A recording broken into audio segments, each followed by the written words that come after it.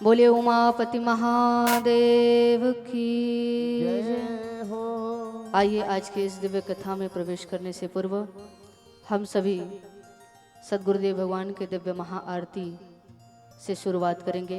आप सभी से आग्रह, अपने अपने स्थान पर आप जहाँ पर भी रहकर इस दिव्य कथा का श्रवण कर रहे हों, अपने स्थान पर आप खड़े हो जाएं और दिव्य भावपूर्वक श्री सद्गुरुदेव भगवान की दिव्य आरती में आप सभी साथ में प्रवेश करेंगे।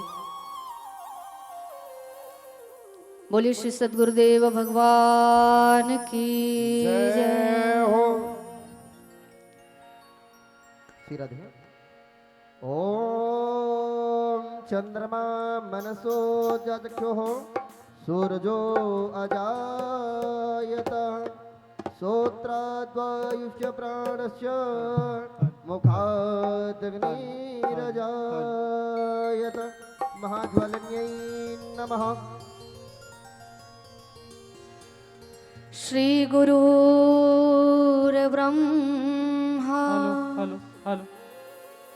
गुरुर्विष्णु गुरुर्देवो महेश्वर गुरुर्साक्षात् परं ब्रह्म तस्मै श्री गुरुवे नमः। करता करे न कर सके पर गुरु किए सब हो। सात द्वीप नव खंड में मेरे गुरु से बड़ा न को। मेरे गुरु से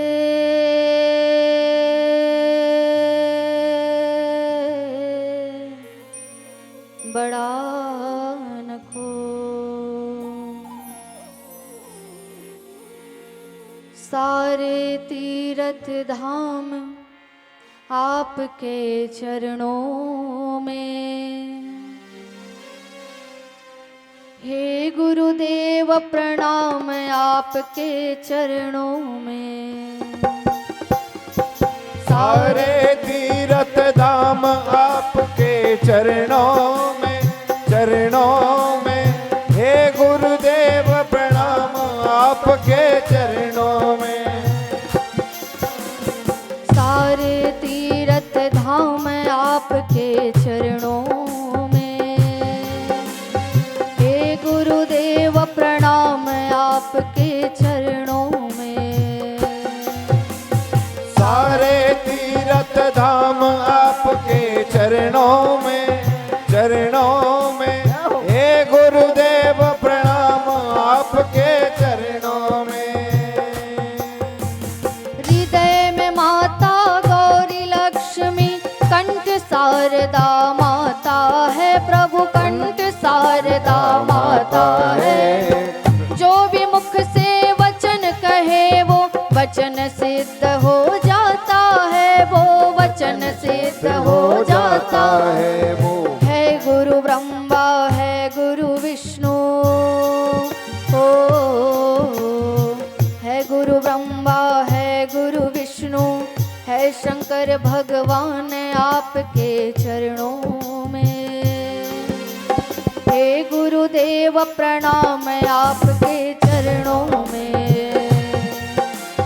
सारे तीर्थ धाम आपके चरणों में, चरणों में। हे गुरुदेव प्रणाम आपके चरणों में।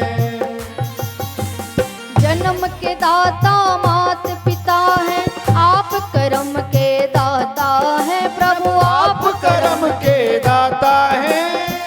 आप ही मेरे ईश्वर हैं और आप ही भाग्य विधाता है प्रभु, आप ही भाग्य विधाता है। दुखिया मन को रोगी तन को, ओ दुखिया मन को रोगी तन को मिलता है आराम आपके चरणों गुरुदेव प्रणाम आपके चरणों में। सारे तीर्थ धाम आपके चरणों में, चरणों में। हे गुरुदेव प्रणाम आपके चरणों में। निर्बल को बलवान बना दो, मूर्ख को गुणवान प्रभु। प्रभु मूर्ख को गुणवान प्रभु।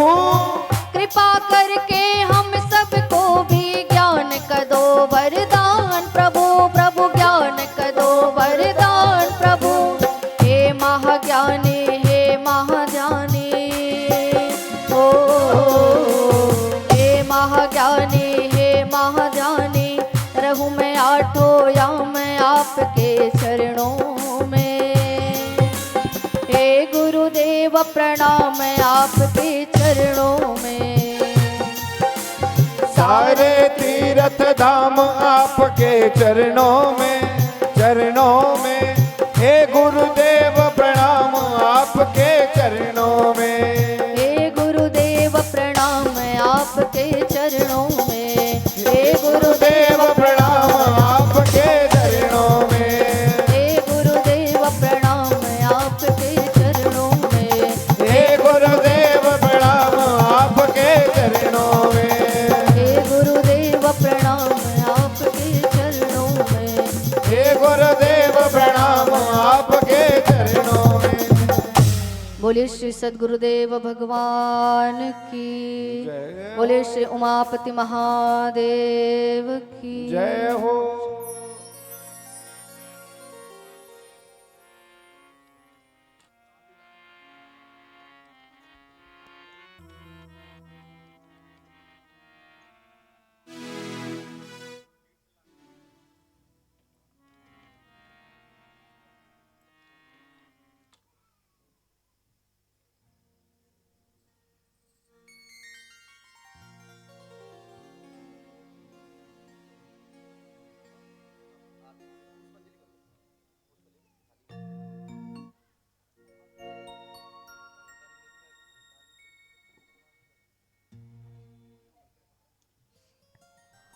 ओम जलेन शीतलीकरणं पुष्पविन्दनमारोग्यं देहो शान्तिरन्त्र शान्ति पृथ्वी शान्तिरापः शान्तिरोषधयः शान्ति वनस्पति शान्तिरुष्य देवः शान्ति ब्रह्म शान्ति सर्व शान्ति शान्तिरेव शान्ति साम शान्तिरेधि जतो यतः समीहसे ततो न व्यङ्कुरुषण्णः गुरु प्रजाभ्यो भिन्न प्रसु शान्तिर्भवतु।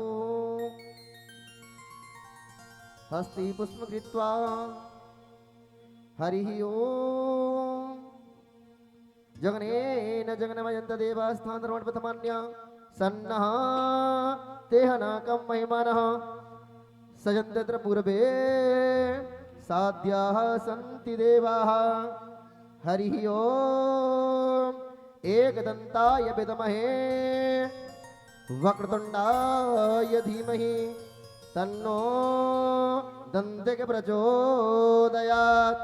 हरिः ओम महाग्रजै च विद्महे रुद्रपत्नी च धीमहि तन्नो मां गौरी प्रचोदयात्।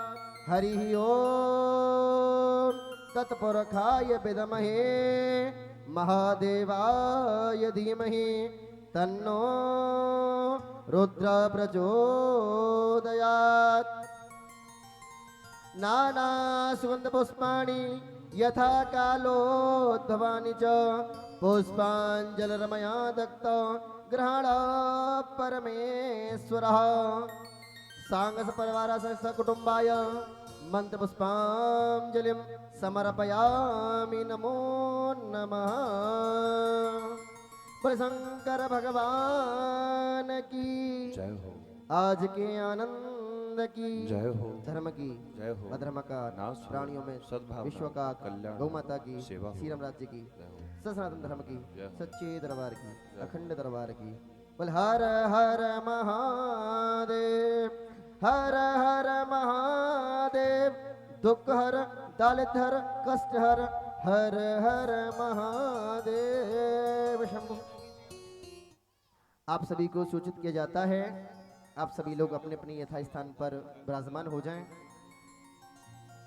और परम पूज्य महाराज श्री मुखारविंद से कथा श्रवण करें और अपने जीवन को धन्य बनाएं।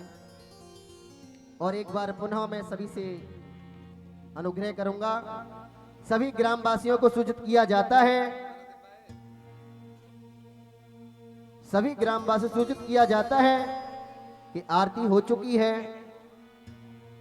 परम पूज्य महाराज श्री जी आसन पर आसीन हो चुके हैं। आप सभी भक्तजन कथा पंडाल में आकर के कथा श्रवण करें और अपने जीवन को धन्य बनाएं। जय श्री राधे, जय श्री कृष्ण।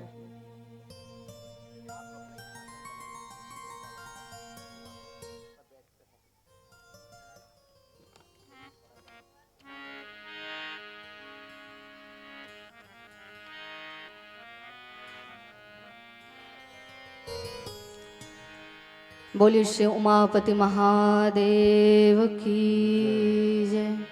बोलिए श्री सद्गुरुदेव भगवान की जय।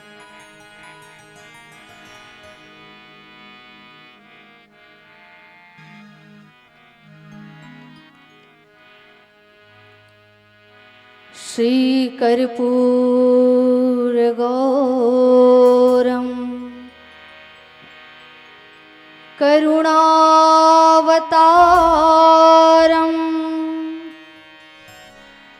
संसार सारम भुजगेन्द्रहारम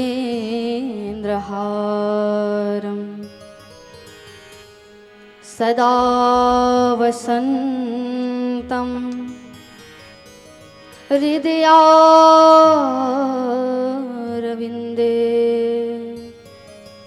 भवं भवानी सहितं नमामि। ॐ जयन्ति मंगला काली भद्रकाली कपालिनी दुर्गा क्षमा शिवा धात्री स्वाहा स्वधा नमोस्तुते।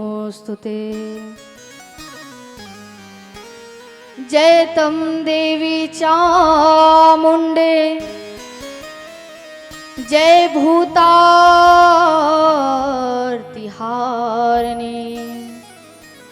जय सर्वगते देवी कालरात्रि नमोस्तुते।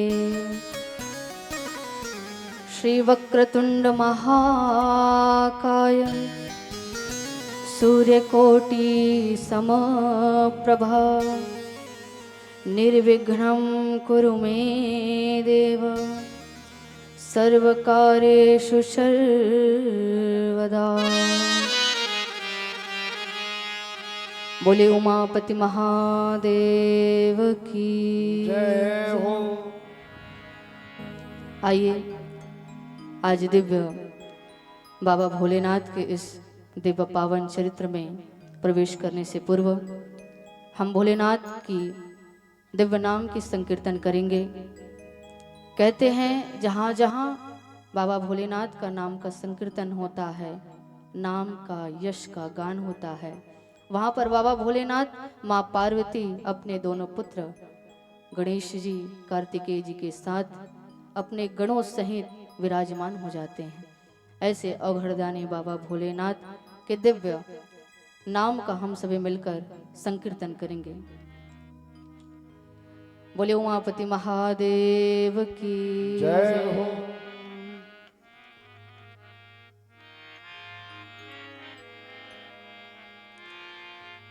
शिव शिव शिव शंभो महादेव शंभो शिव शिव शिव शंभो महादेव शंभो शिव शिव शिव शंभो महादेव शंभो शिव शिव शिव शंभो महादेव शंभो शिव शिव शिव शंभो महादेव शंभो महादेव शंभो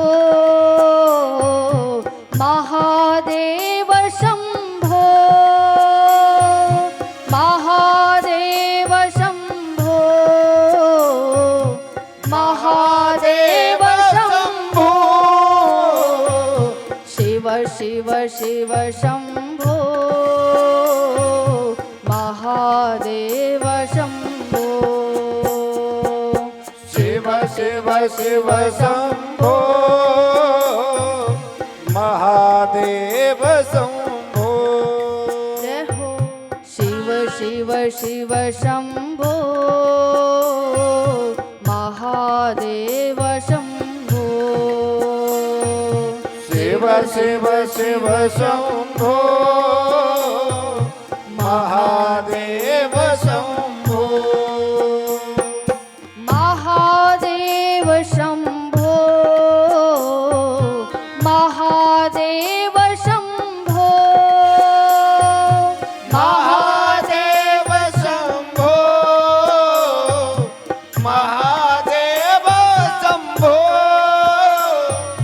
शिव शिव शिव शंभो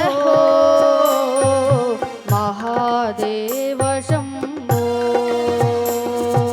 शिव शिव शिव शंभो महादेव शंभो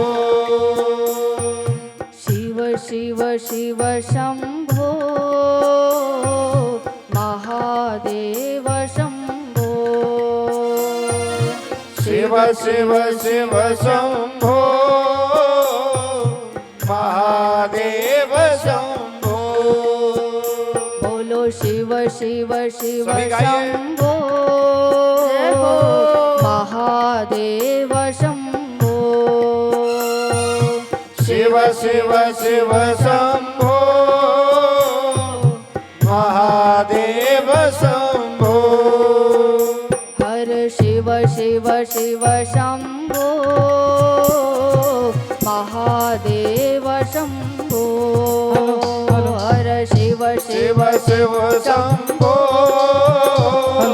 महादेव शंभो हर शिव शिव शिव शंभो महादेव शंभो हर शिव शिव शिव शिव शंभो महादेव शंभो हर शिव शिव सभी गाइए शिव बड़े भाव से। शंभो महादेव शंभो हर शिव शिव शिव शंभो महादेव शंभो महादेव शंभो महादेव शंभो महादेव शंभो महादेव शंभो शिव शिव शिव शंभो